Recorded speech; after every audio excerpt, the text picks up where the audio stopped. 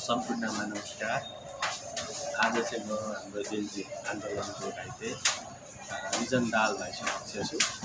अस्ति जेन्जी प्रतिष्ठानबाट प्रथम झापा जिल्ला स्तरीय घाइते तथा सहित परिवारहरूको अन्तर्क्रिया कार्यक्रम सम्पन्न गरेका थियौँ र सोही अन्तर्गतबाट चाहिँ अब जेन्जीको समिति ठाउँमा र उसको चाहिँ यहाँ ठ्याक्कै यहाँनिर लागेको इस्यु गोली होइन। अब यही अनुरूप चाहिँ अब उसलाई चाहिँ अहिले केही सुधार उन्मुख रहेको छ र त्यसै क्रममा चाहिँ अब हामीले गर्नुपर्ने सहयोग समन्वय सहकारी निरन्तर रूपमा हुने पनि एउटा तिमीहरूलाई जानकारी पनि गराउन चाहन्छु।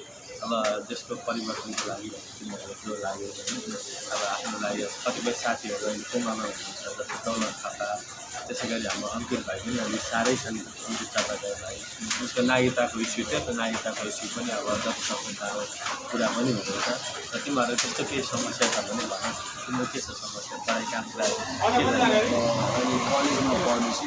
कति 11 लिबर्टी अनि कलेजमा स्कलरसिपहरू दिएको छ कि छैन? त्यो प्राइभेट सब्जेक्ट पढेको मैले म्यानेजमेन्टबाट कम्प्युटर साइन्स त्यसो भने कम्प्युटर साइन्सहरू भन्दाखेरि तिमीले अहिले अब एउटा हामीले नयाँ प्रोग्राम पनि स्टार्टेड गरेको छ, जुन चाहिँ तिम्रो जेन्जी ई भिलेज भन्ने प्रोग्राम चलाइरहेको छ। त्यसको कन्सेप्ट के छ भने सूचना तथा प्रविधिलाई चाहिँ थप समग्र युवाहरूलाई मास प्रदर्शन गरेर घरमै बसी स्वरोजगार कार्यक्रम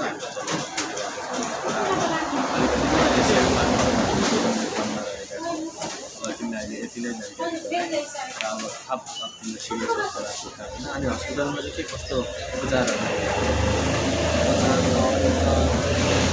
फलोमा बनायो?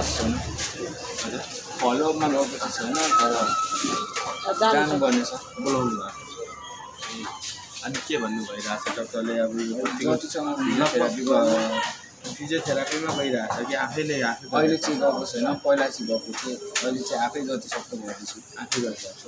तर यो यति यो भन्नु कम्ती यस्तो अब यो हातले लेख्छु कि यसले नै लेख्दैन। यसले लेख्दैछ, यसले लेख्दाखेरि अप्ठ्यारो कतिको छ? अब अलिक अप्ठ्यारो त हुन्छ, तर म्यानेज गर्नुपर्छ। तिमी कसरी त्यो बिर्तामुखमा तिमीलाई गोली लागेको उयोलाई सिक्नु हुन चाहिँ बिर्ताउनमा हो। कसरी तिमीहरू कसरी टिम बनेर गएको थियौ कि एक्लै एक्लै गएको? के उद्देश्यले चाहिँ गएको? सबैजना मिलेरै गएको। त्यहाँ चाहिँ के गर्न जाने भनेर ढुङ्गामुढा गर्न जाने भनेर अनि त्यसको अगाडिको दिन त्यो हामीले हेरेको थियौँ फेसबुकदेखि कक्कलाई गोली हालेर मारेर आएको साथी काट्नु त्यही भएर चाहिँ त्यही छ। अब अहिलेलाई यति नै होइन, शीघ्र स्वास्थ्य आगामी दिनमा तिमीलाई गर्नु पऱ्यो। अब हाम्रो सहयोग सम्पन्न भइहाल्छ। अब अस्ति सम्पूर्ण घाइते वर्गीकरणमा नाम आयो क्या?